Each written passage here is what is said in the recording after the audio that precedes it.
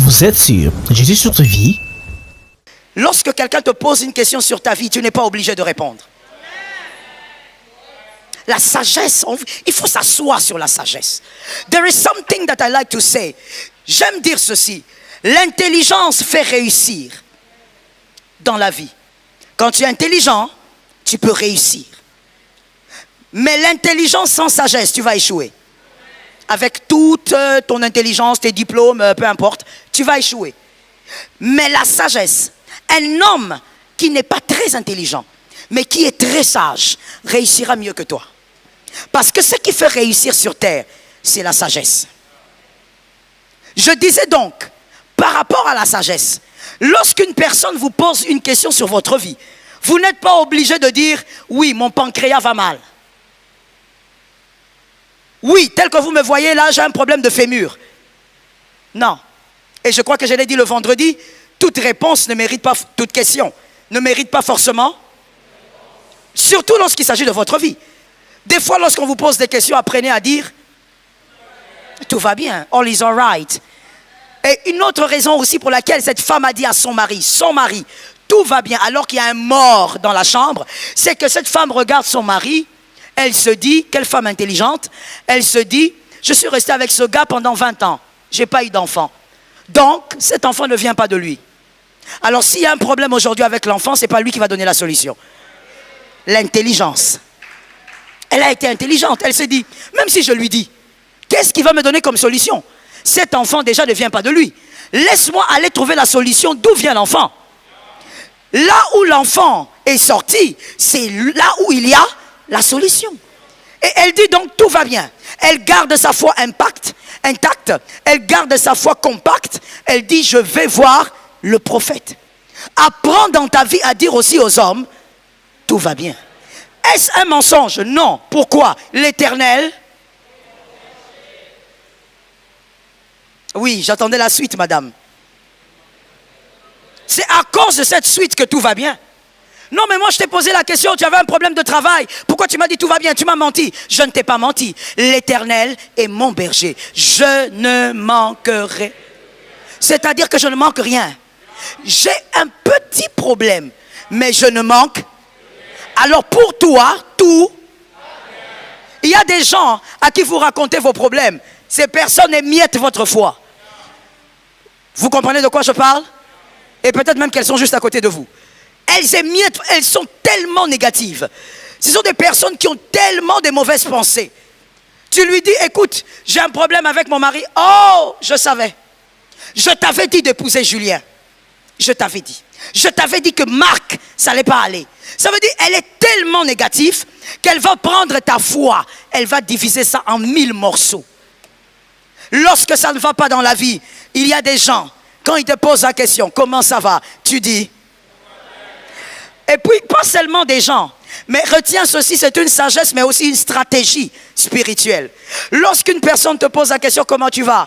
Et que ça va mal dans ta vie, tant que Jésus n'a pas parlé, dis-lui que tout va bien. Tant que Jésus n'a pas parlé, tu n'as pas entendu une phrase claire, dis-lui, tout va bien. Peut-être que tu n'es plus chez toi à la maison parce que tu n'as pas l'argent pour payer, mais tant que Jésus n'a pas parlé, dis-lui tout va bien. Quelqu'un me capte? Attention avec ces accompagnateurs de prière qui n'émiettent pas votre foi. Deuxième chose, faites attention aux accompagnateurs de prière, que ça ne soit pas un lieu ou des moments de partage et d'alimentation de chagrin. Très souvent, les accompagnateurs de prière se transforment en partage ou en alimentation de chagrin. Vous vous retrouvez, au lieu de prier, vous commencez à causer. Voilà, vous commencez à ressasser votre souffrance. Vous commencez à ressasser votre passé. Vous commencez à vous rappeler combien vous souffrez. Oh mon Dieu, merci Seigneur pour la délivrance. Je ne sais pas comment les gens se sentent à l'aise en se victimisant à longueur de journée. Tu te victimises, la victimisation ne donne rien. Elle ne produit rien. C'est une perte de temps énorme. Les accompagnateurs de prière ne sont pas des personnes avec qui tu te mets là et tu commences à ressasser ton passé qui te fait souffrir. Et les personnes t'encouragent à dire vraiment, quel calvaire, quelle misère, pourquoi ta vie est comme ça. Ce n'est pas ça. être avec des personnes qui vous accompagnent en prière. Que quelqu'un retienne et écrive avec moi. Nous devons savoir que les accompagnateurs de prière ne sont pas là pour nous rappeler un passé sombre. La foi a horreur de certaines choses. Voici les choses dont la foi a horreur. Petit a. La foi a horreur de la peur de l'avenir. La peur de l'avenir, c'est le petit a. La foi a horreur de ça. Tu ne dois pas avoir peur de l'avenir. Jésus est là. Jean 10, 28, donnez-nous ce verset-là. Jean 10, 28. Tu ne dois pas craindre l'avenir. Jésus est ton avenir. Là où tu n'es pas, Jésus se trouve. Là où tu n'arrives pas, Jésus arrive avant toi. Je leur donne la vie éternelle. Et elles ne périront jamais. Et personne ne les livrera, ne le ravira de ma main. Je leur donne. Non, vous n'avez pas bien dit. Je leur donne. Celui qui t'a donné la vie éternelle ne peut pas te donner 2025. Ça tombe sur toi, ça te localise. Celui qui t'a donné la vie éternelle, le ciel, tu ne mourras plus éternellement. Tu vivras avec lui dans sa félicité. Est-ce que celui-là est incapable de te donner le mois de février? Celui qui t'a donné l'éternité va te donner le février. Il va te donner aussi le mars. Il va te donner aussi l'avril. Quelqu'un a donné un amen de quelqu'un qui réalise. Arrête de t'inquiéter sur l'avenir, mon frère. Fais ce que tu dois faire dans le présent et compte sur Dieu pour l'avenir. La foi a horreur de la peur de l'avenir. Ce sont des choses, quand vous le ressentez, chassez-les au plus vite. Sinon, votre foi va mourir. Ou votre foi n'aura pas d'impact. Vous ne vivrez pas le surnaturel. Dieu ne va pas ouvrir vos yeux comme cet aveugle. N'aie pas peur de l'avenir. C'est que tu ne maîtrises pas Jésus là entre ses mains. Vous savez ça? C'est que tu ne maîtrises pas Jésus là entre ses mains. Tu ne croyais pas que tu allais être ce que tu es aujourd'hui, tu l'es devenu. Le même Dieu qui t'a fait devenir, il te fera devenir demain. On n'a pas peur. Plusieurs croyaient que ça allait être le chaos en Afrique avec la Covid. Ils ont été surpris. Ici au Congo, on avait maintenant peur des gens qui venaient de l'Europe. Parce que c'est eux qui nous amenaient la maladie. L'Éternel, il est fidèle. Le Dieu qui gère l'avenir, il est le Dieu d'aujourd'hui. N'aie pas peur de l'avenir. Même si tu n'as pas de travail aujourd'hui, tout peut arriver le lundi. Oh mon Dieu, où sont les gens de Siloé? Seigneur, tu m'as envoyé des gens qui n'étaient pas à Siloé. Seigneur, où sont les gens de Siloé? Je suis en train de dire, n'aie pas peur de l'avenir. Vous savez, il y a un problème lorsqu'on est païen, on est très déséquilibré quand on est un païen. La Bible dit un païen est un homme animal. Donc si je dis un homme animal, il ne faut pas dire le pasteur Joël, elle a fait... Non. C'est pas un choc, c'est la Bible qui dit. La Bible dit un païen est un homme animal. Vous savez, quand on est un homme animal, on est très déséquilibré.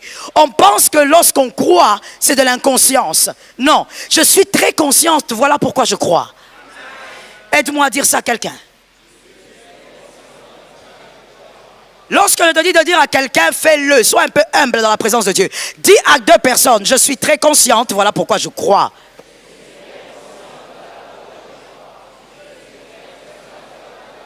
Oui, c'est parce que j'ai la conscience de ma vie. Voilà pourquoi je crois qu'il y a un Dieu. Parce que d'où je viens, je ne serai jamais ici. C'est parce que je suis consciente que je sais que demain, il le gère aussi. Le Dieu qui permet que je ne voie rien aujourd'hui me fera voir demain.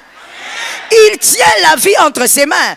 S'il me garde en vie, c'est parce qu'il connaît le projet qu'il a formé pour moi. Projet de paix et non de malheur, afin de me donner un avenir et de l'espérance. Si Jésus en avait fini avec moi, il m'aurait tué. Si Jésus ne te tue pas, c'est qu'il n'en a pas fini avec toi. Je répète donc la phrase pour celui qui dormait, parce qu'il y a toujours des gens distraits dans le culte. Je répète la phrase. Ce que tu n'as pas aujourd'hui, tu peux l'avoir lundi. Non, je ne sais pas comment ça va se passer avec mes études. Oh mon Dieu, laisse-moi le déclarer comme ça, que si personne ne l'avait déclaré dans ta vie, ça se pose maintenant. Tu finiras tes études. Tu auras ce diplôme de licence. Tu auras ce diplôme de doctorat. Tu finiras tes études. Comment Dieu va faire? C'est pour ça qu'il est Dieu. J'ai envie de dire à quelqu'un, n'entre pas dans la bande de Jésus. C'est sa bande. Quand tu veux entrer dans la bande de Jésus, tu veux savoir comment, qui, comment. Non, c'est la bande du Christ. Le comment, c'est son travail. S'il te laisse avec les questions, c'est pour que lui reste Dieu. Donc on ne craint pas l'avenir. Est-ce que j'aurai des enfants? Mais bien sûr, tu auras des enfants. Je pose la question, tu as une matrice? Si tu as une matrice, tu auras des enfants. Et même si tu n'as pas de matrice, le surnaturel, Siloé, tu auras des enfants. Est-ce que quelqu'un m'entend bien? Le Dieu du surnaturel, le Dieu qui fait des choses bizarres. Quand il te donne, tu passes ta vie à contempler ce qu'il t'a donné. Là, je déclare au nom de Jésus que ce qui va libérer ce matin, que tu passes ta vie à contempler ce qu'il va te donner. Assieds-toi avec, je te parle. Le Dieu du surnaturel, tout ce qu'il faut faire, c'est garder ta foi compacte. C'est garder ta foi, que rien ne touche à ta foi. C'est de ne laisser personne émietter ta foi. Ne passe pas ton temps à ressasser le passé. N'aie pas peur de l'avenir. Oh mon Dieu, est-ce que je peux parler? Le présent est plus dur que l'avenir. Si on peut réfléchir, digérer et avancer. Le présent est plus dur que l'avenir. Ce que vous avez maintenant est plus difficile à gérer que ce que vous n'avez pas. L'avenir, vous ne l'avez pas. Alors vous allez gérer quoi? Mais ce que vous avez maintenant, c'est le présent. C'est ce que vous devez gérer. Et donc ce que vous avez est plus dur à gérer que ce que vous n'avez pas. Je dis à une personne, ne crains pas ce qui arrivera demain et fais attention aux personnes qui veulent te décourager face à ton avenir. Tant que tu as un Dieu puissant, l'Éternel est avec toi. Tant que tu gardes ta foi, l'Éternel est avec toi. Ne te décourage pas à écouter ce que les hommes disent. Les hommes disent, tu es en retard par rapport à quoi? Par rapport à qui? On ne sait pas. Les gens disent, tu t'es marié en retard par rapport à quoi? Par rapport à qui? On ne sait pas. Les gens disent, tu as un travail en retard par rapport à quoi? Par rapport à qui? Alors, on ne sait vraiment pas ce qui se passe pour ces personnes qui considèrent que toi, tu es en retard. Mais tu n'es pas en retard car l'Éternel est ton berger. L'Éternel t'amène sur ton propre couloir. Est-ce que tu peux faire un effort que dans le couloir de la vie, que tu n'aies pas les yeux comme un sorcier? Les yeux du sorcier, c'est les yeux qui regardent partout. Ça veut dire, nous sommes focalisés sur la prédicatrice. Mais non, le sorcier, lui, il a des radars. Comme un monsieur qui m'a beaucoup fait rire. J'ai éclaté de rire hier en revenant d'un deuil. J'étais dans ma voiture, j'ai lu le post sur Facebook. Oh, j'ai ri. I laugh and I laugh and I laughed.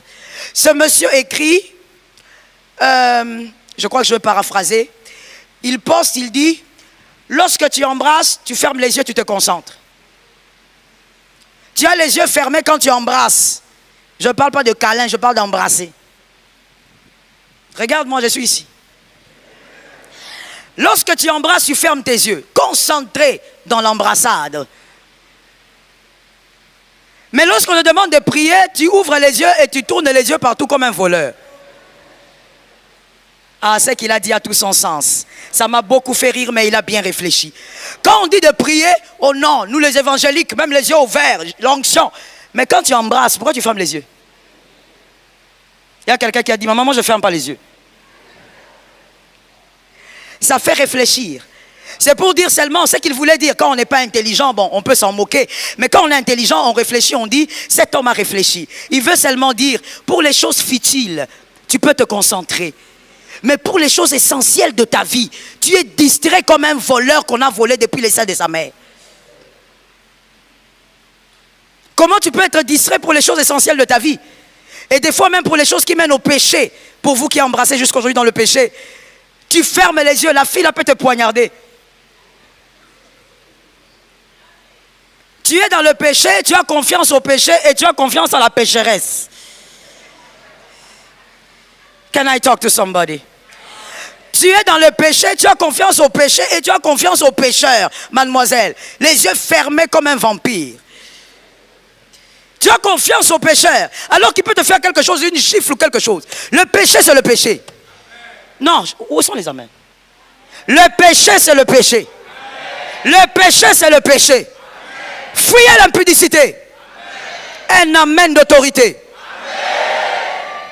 C'est face à la chose que tu n'arrives pas à lâcher qu'il faut appeler Jésus avec autorité. C'est ça, être enfant de Dieu. Il ne faut pas être là parce que tu es hypocrite. Quand on parle de l'hypocrisie, tu gonfles. Non, tu veux rester dans l'hypocrisie. Quand on parle d'une chose qui te retient encore, c'est là qu'il faut crier pour appeler Jésus. Comme David le disait, regarde mon malheur, viens et sauve-moi. Je disais, fuyez l'impudicité. Fuyez l'impudicité.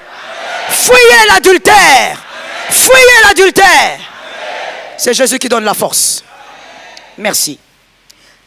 Attention, croyez en votre avenir. C'était le petit A face aux choses que la foi a horreur. Petit B, la foi a horreur. La foi a horreur de l'obsession du passé. L'obsession du passé, que ce soit un bon passé ou un mauvais passé. Lorsque vous êtes obsédé par votre passé, la foi a horreur de ça. Car la foi, elle agit dans le présent. Pour celui qui a des problèmes dans le présent. Écrivons. Lorsque vous êtes obsédé par un passé positif, parce qu'il y a des gens comme ça, vous êtes obsédé par un passé positif, c'est-à-dire, pour vous, ce que vous avez vécu, oh, c'était tellement des bons moments que même dans le présent, vous vivez dans ce passé. Lorsque vous êtes obsédé par un passé positif, vous ralentissez votre présent. Vous ralentissez votre présent. Et vous serez prisonnier ou prisonnière d'un bonheur qui vous garde dans les souvenirs plutôt que de vous permettre de créer un nouveau bonheur dans le présent. Lorsque vous êtes obsédé par un passé positif,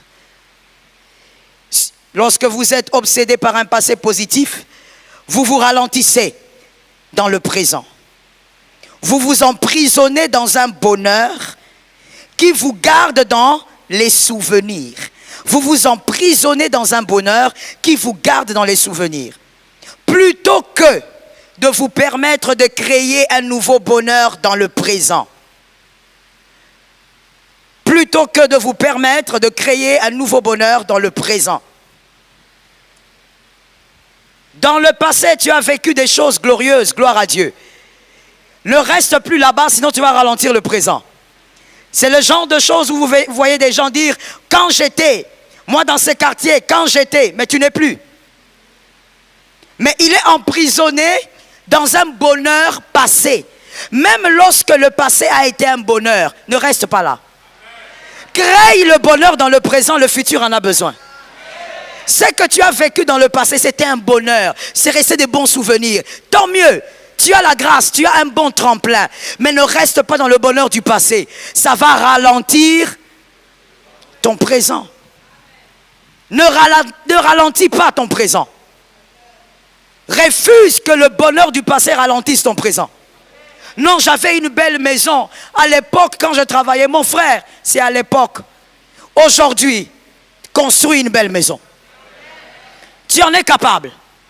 L'Éternel est avec toi.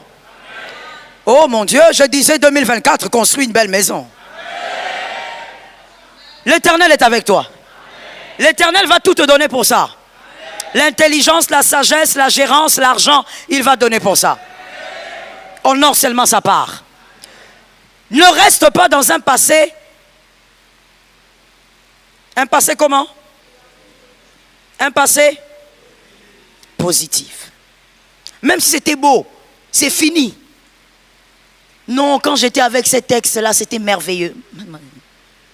Tu l'appelles alors qu'il reste là-bas. Même si c'était merveilleux, il n'est plus là. Lorsqu'on reste dans le bonheur du passé, on est un peu mélancolique au fait. Ça ralentit votre présent. La foi n'aime pas ça. La foi aime se concentrer sur ce qu'il y a là. Dans le présent. J'étais, aujourd'hui je dois devenir. Ça tombe sur toi, j'ai aimé ta foi. Je faisais, aujourd'hui je dois faire. Je partais, aujourd'hui je dois partir. Ne reste pas dans le passé. Nous autres ici, vous ne nous connaissez pas. Nous autres, à l'époque. Toi tu es à l'époque. Nous cherchons des hommes actuels. Nous cherchons des femmes actuelles. Que le Congo soit bouleversé par les hommes actuels. Que le Congo soit bouleversé par les femmes actuelles. Attention, lorsque l'obsession également est face à un passé négatif,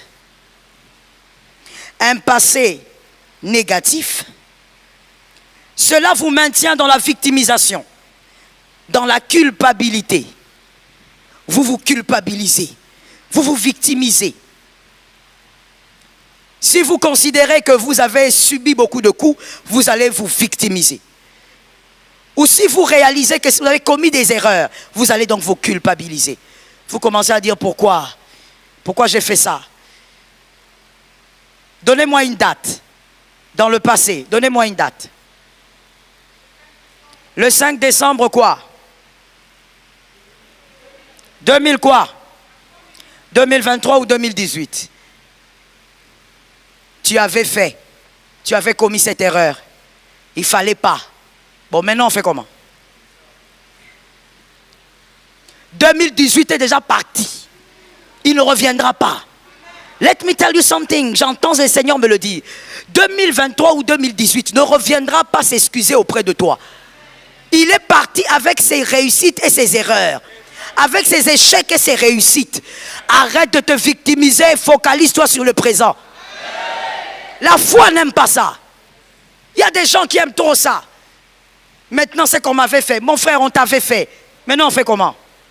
On t'a déjà fait. Tu as subi les coups. Avance. Est-ce que quelqu'un m'entend bien? Tu as déjà reçu assez de coups. Fais comment? Tu n'as pas le temps à perdre pour te culpabiliser ou te victimiser. Ce sont mes frères qui ont fait. Et alors? Sur la terre, il n'y a pas que tes frères. Tu rencontreras d'autres gens qui te feront d'autres choses. Ça te localise pour ta maison. Arrête de dire non, voilà ce qu'on avait fait. Ils avaient fait. Dans le présent, il y a un miracle qui doit s'accomplir. Est-ce que quelqu'un m'entend bien? Oh, I like it. Je vais dire ça à quelqu'un. Si ils avaient fait, si tu as subi des offenses, tu as subi des coups, aujourd'hui c'est à toi de faire. Quelqu'un n'a pas entendu, je répète. Aujourd'hui c'est à toi de faire. Je ne parle pas d'offenser. Je dis, quand on a subi de coups, il faut démontrer qu'on reste champion malgré les coups. Alors c'est à toi de manifester la foi pour que la donne change. Gloire à Dieu que personne ne tient la foi de quelqu'un ici. Gloire à Dieu que personne ne tient entre ses mains la foi de quiconque. Comme personne ne tient ta foi, ose ta foi et démarre. Ça tombe sur celui qui est derrière. Ose ta foi et commence à courir. Que personne ne te ralentisse. Aucun passé, ni positif. Le passé est le passé. Retiens pour la vie, écris-le et tu vas le dire à 3 personnes, signe de résurrection. Lorsqu'un passé n'est plus un tremplin pour vous, automatiquement, ça crée le déclin. Lorsqu'un passé n'est plus un tremplin pour vous, automatiquement, ça crée le déclin. Le passé doit être un tremplin d'une manière ou d'une autre. Que ça soit un passé positif, négatif, il doit devenir un tremplin. Lorsque dans votre présent, votre passé n'est plus un tremplin, ça crée automatiquement un déclin. Tu vas commencer à chavirer à cause d'un passé que tu regrettes. Oh, quand mon père était là, on avait de l'argent. Mon frère, c'est le passé. Et c'est ton papa. Produis toi-même. J'ai entendu 2 personnes. Surtout les jeunes, il faut que je vous entende bien. Il y a un peu un esprit de paresse qu'il faut chasser. C'est ton papa qui avait, ton papa, c'est pas toi. Ainsi, tu vas voir beaucoup d'enfants insensés à l'époque. Aujourd'hui, ce ne sont plus des enfants. Aujourd'hui, ils sont dans la quarantaine, d'autres même dans la cinquantaine ici. Mais à l'époque, tu étais un peu insensé. Tu frimais avec la voiture de papa, c'est pas pour toi. Tu frimais avec la voiture que papa avait achetée. À l'école, tu étais le plus fier parce que papa est gouverneur, papa est je ne sais pas quoi. Mais papa, c'est pas toi. C'était son argent, son intelligence, ses opportunités. Aujourd'hui, c'est à toi de rendre tes enfants fiers. À toi de bosser. Arrête de dire quand notre maman, elle était, nous autres, on voyageait. Mon frère, vous ne voyagez plus, reste un peu calme. Commence à réfléchir comment tu vas faire pour que tu ailles même à Brazza. Il faut arrêter ça. À chaque chose son temps. Quand il faut battre fort, on ne reste pas dans le passé. Que le passé, que ce soit positif ou négatif, veille à ce que ce soit un tremplin. Lorsque tu constates que ça ne devient plus un tremplin, tu es en train de chavirer. C'est le déclin qui a commencé. Tout passé doit être un tremplin. On t'a fait du mal, gloire à Dieu, tu es devenu sage. On t'a trahi, gloire à Dieu, maintenant tu connais le cœur de l'homme. Ils t'ont régné, méprisé, gloire à Dieu, tu as appris à connaître ta valeur seule. J'ai même envie de dire à quelqu'un, un vrai champion, c'est celui qui a déjà été méprisé par les hommes. Je reprends la phrase pour celui qui dormait. Un vrai champion, c'est celui qui a déjà été méprisé par les hommes.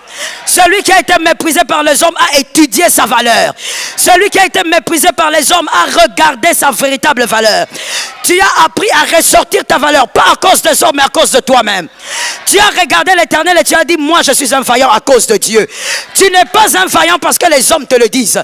C'est comme le type de femme qui, lorsque les hommes ne tournent pas autour d'elle, ou lorsque les hommes insultent, la femme, elle commence à s'attrister. La femme, elle perd même sa beauté. C'est le type de femme dont la beauté est attachée aux bouches des hommes.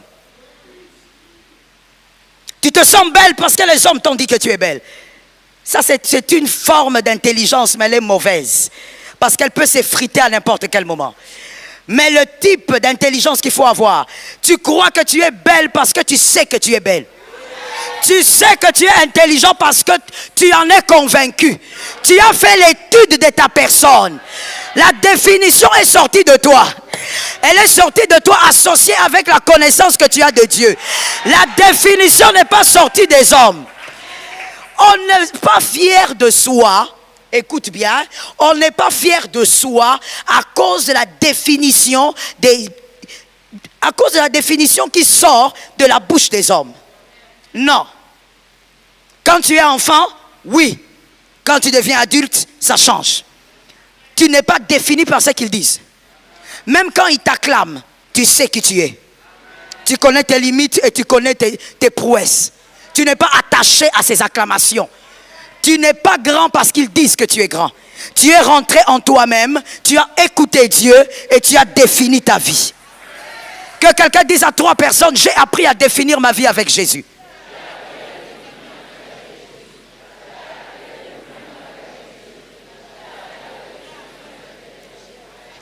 Il y a quelqu'un qui me disait, j'aime ta foi. Il y a quelqu'un qui me disait, pasteur Joël, moi je ne veux pas venir dans ton église. Parce que si je vais dans ton église, un jour tu vas me demander de parler à mon ennemi. Parce qu'ici, moi je te fais parler en ordre et en désordre. Si celui qui est à côté là, tu ne l'aimes pas, tu vas apprendre à l'aimer ici là. Tu dois apprendre à parler à tes frères. L'orgueil tue. Toi tu viens dans une église, on appelle ça communion des frères. Nous communions. Mais toi tu viens, tu parles à personne, tu sors comme une flèche. Voilà pourquoi tu es un volcan. Un volcan n'a pas d'amis. Un volcan, personne ne l'aide. Tu es seul. Dis encore à une personne, apprends à définir ta vie avec Jésus. C'est Jésus qui définit ta vie. Et ici, il y a des hommes malheureux. J'ai connu un homme qui était battu par sa femme. C'était un homme battu. Cette association-là, il faut le créer, ça n'existe pas. Ça existe déjà? Je crois que ça existe déjà au Congo. L'association des hommes battus. Ça veut dire que cet homme, on le battait à un niveau. Ça veut dire que quand lui-même, quand la femme s'approchait, il y avait menace dans la maison, il sortait à la véranda. Pour qu'au moins les gens les protègent. Dès qu'il voit sa femme s'approcher, il fait d'autres pas dehors. Donc quand on le voit en dehors de la parcelle, on comprend que la maman menace dedans. Et là, tu vas voir la femme en train de dire. Il était rossé. Mon frère, toi, tu sais pourquoi tu tapes ta femme là? Déjà, c'est pas bien, c'est animal que de taper une femme. C'est animal que de taper un homme. C'est vraiment bestial. Les humains, ils font pas ça. Les gorilles se tapent pas comme ça. Mais toi, tu es descendu plus bas. Bon, soit. Tu vois, quand tu tapes ta femme là, c'est parce qu'elle est petite comme ça là.